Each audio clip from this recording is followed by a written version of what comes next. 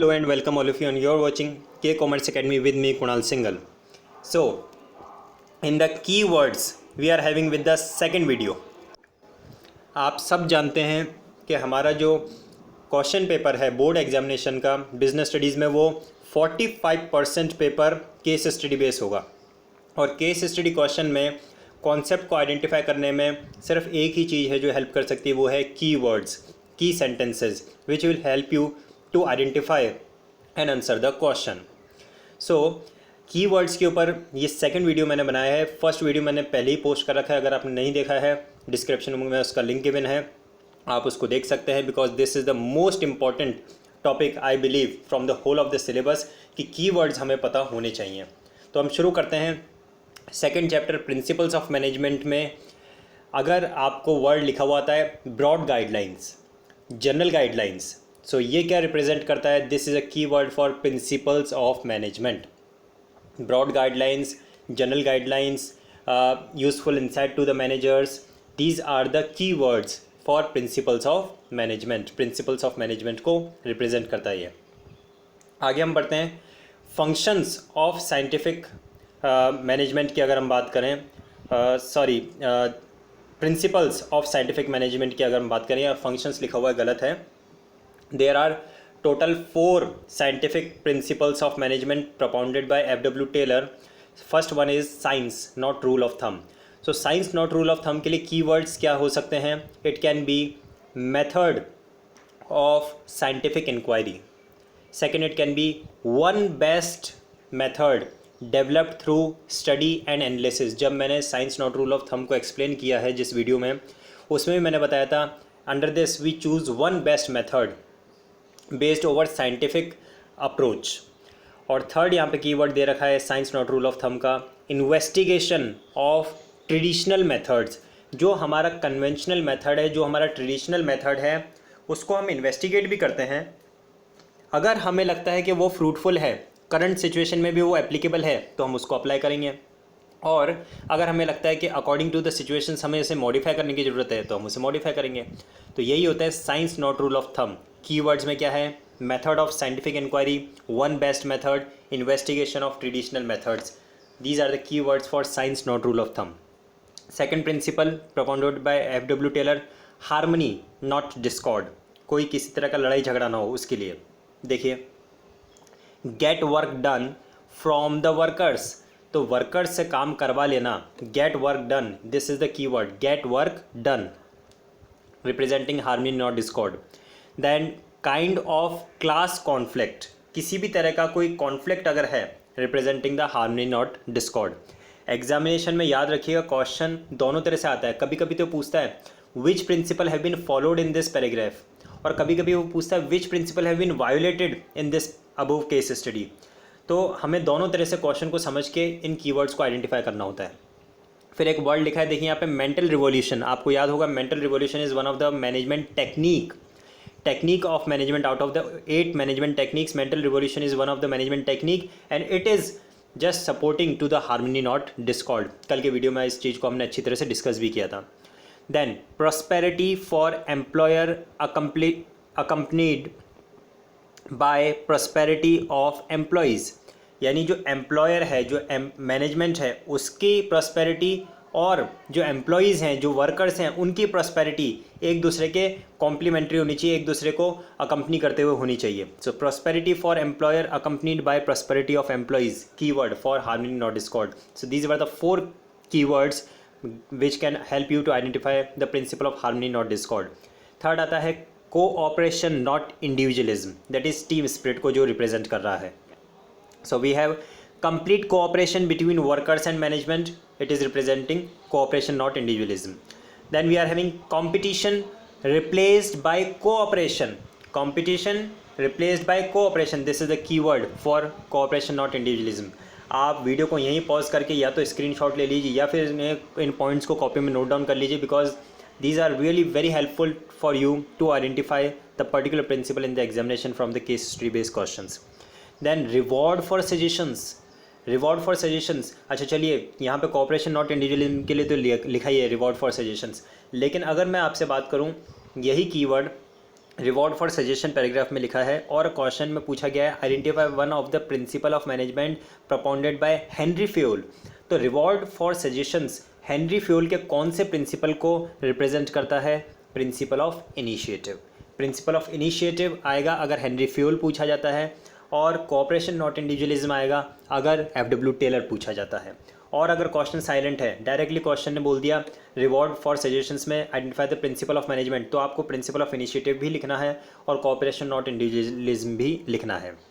Then last क्या इसमें दिया रहा है पैटर्नलिस्टिक स्टाइल ऑफ मैनेजमेंट। मैंने पैटर्नलिस्टिक स्टाइल ऑफ मैनेजमेंट आप लोगों को पहले भी पढ़ाया था। पैटर्नलिस्टिक स्टाइल ऑफ मैनेजमेंट वो होता है जहाँ पे जो ओनर है, जो मैनेजमेंट है, वो अपने सबॉर्डिनेट्स को, अपने वर्कर्स को एक फैमिली मेम्बर की तरह ट्रीट करता है, और जो वर्कर्स और सबॉर्डिनेट्स हैं उनसे वो फुल लॉयल्टी एक्सपेक्ट करता है। That is called paternalistic style of management. So it is representing cooperation not individualism. ठीक है, आगे बढ़ते हैं। नेक्स्ट आता है fourth principle of management propounded by scientific principles of management, development of each and every person to his और her greatest efficiency and prosperity. It is represented by the keywords that is workers training. Workers को training दे रहे हैं तो obviously उनका development हो रहा है। साइंटिफिक सिलेक्शन ऑफ वर्कर्स, जब वर्कर्स को अपॉइंट कर रहे हैं ऑर्गेनाइजेशन में तो उनका प्रॉपर साइंटिफिक सिलेक्शन अगर हम कर रहे हैं, that is representing development of each and every personal to its greatest efficiency and prosperity. And work assigned should suit capabilities. जो वर्क हमने असाइन किया है according to the capabilities, according to the qualification, according to the interest ही होना चाहिए। Again it is representing the principle of development of each and every personnel to his greatest efficiency and prosperity. So 3 keywords are given for this principle.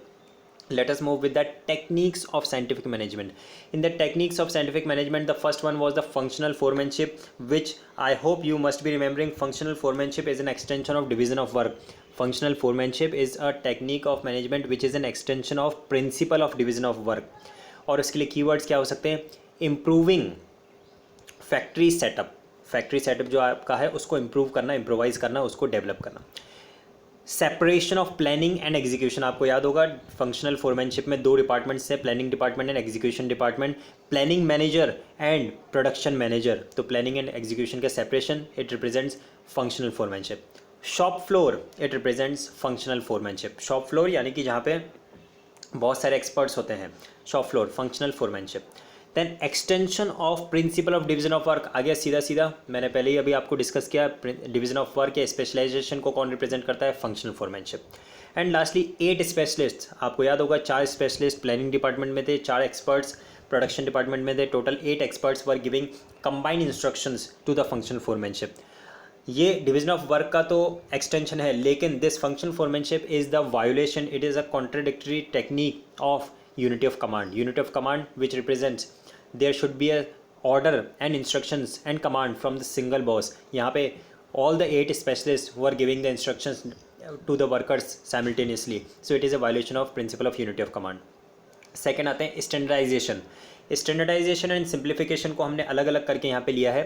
Standardisation के keywords क्या क्या हैं? Process of setting standards, quality standards, time standards, product standards, ये process of setting standards. Setting benchmarks, जो भी standards हमने set किए हैं उनको बेंचमार्क्स डिक्लेयर करना। टू रिड्यूस गिवन लाइन और प्रोडक्ट टू फिक्स टाइप, तो जो भी गिवन लाइन ऑफ प्रोडक्ट है उसको एक फिक्स्ड कैटेगरी का या फिक्स टाइप का या फिर एक फिक्स टेक्सचर का बना देना है, उसको फिक्स कर देना।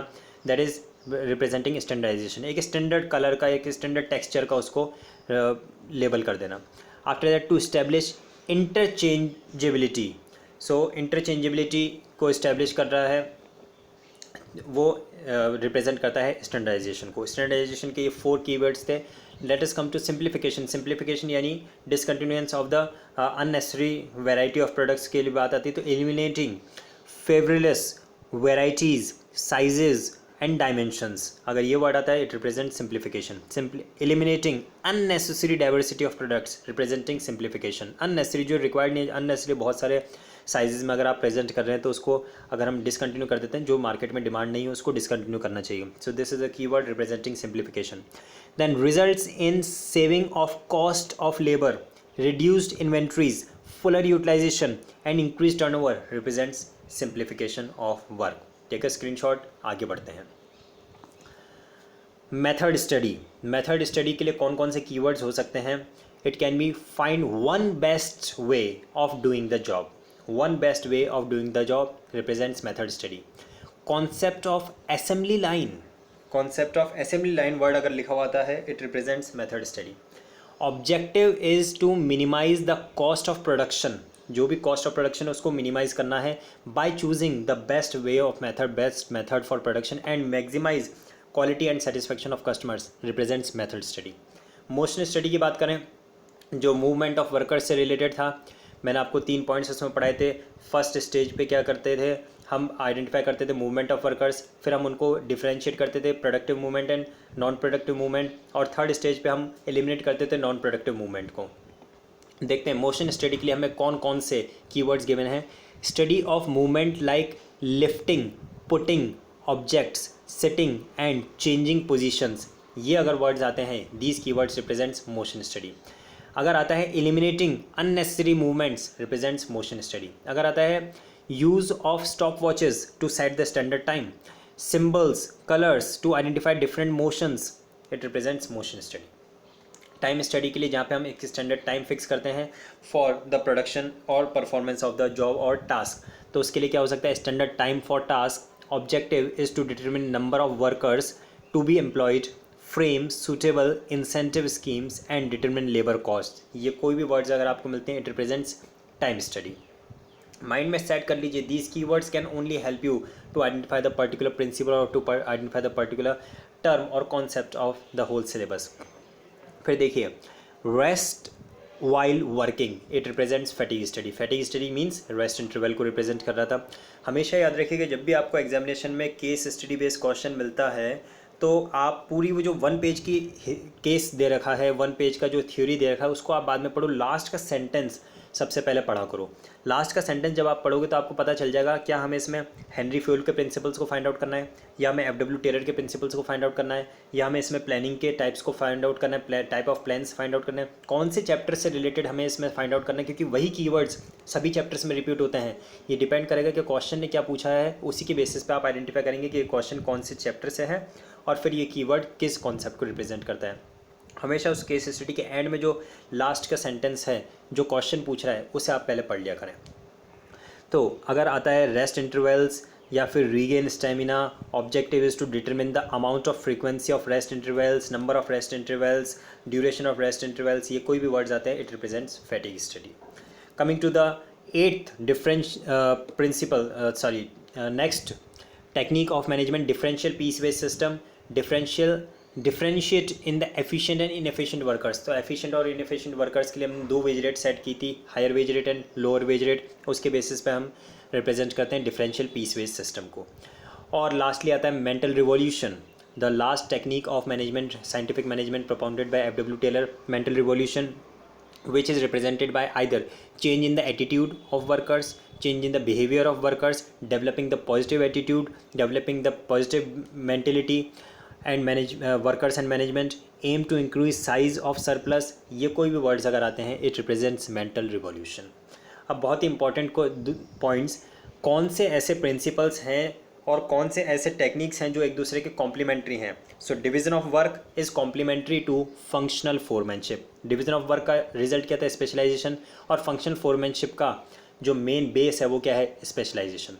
Harmony not discord is a principle which is complementary to mental revolution. Harmony not discord में क्या था, किसी तरह का कोई लड़ाई झगड़ा नहीं होना चाहिए. मेंटल रिवॉल्यूशन में क्या है, मेंटल रिवॉल्यूशन स्टेट्स दैट के आपस में अंडरस्टैंडिंग होनी चाहिए. So these are complementary. कौन से ऐसे प्रिंसिपल्स हैं जो टेक्निक्स के कॉन्ट्राडिक्टरी हैं. Unity of command is contradictory to functional foremanship.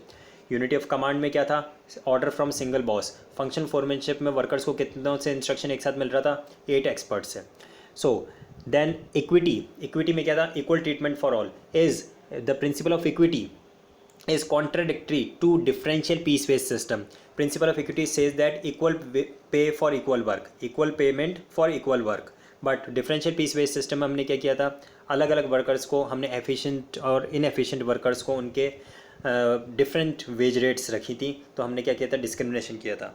So it is violation of principle of equity और contradictory to principle of equity. I hope आपको ये वीडियो बहुत अच्छा समझ में आया होगा, आपको पसंद आया होगा.